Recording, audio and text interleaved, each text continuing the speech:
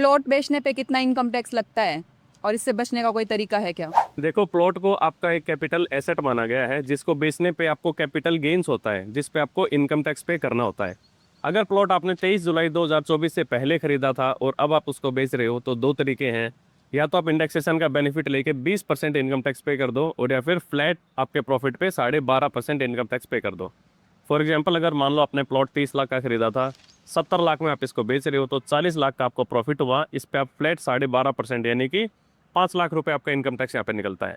इससे बचने का तरीका ये है कि अगर आपने जितने रुपए का प्लॉट बेचा है, वो सारे के सारे पैसों से अगर आप अगले 2 साल के अंदर अंदर एक नया घर खरीद ले, या फिर अगले 3 साल के अंदर अंदर एक नए घर की कंस्ट्रक्शन कर ले, तो इनकम टैक्स एक्ट का सेक्शन 54F आपको छूट देता है कि आपको इनकम टैक्स पे करने की जरूरत नहीं है।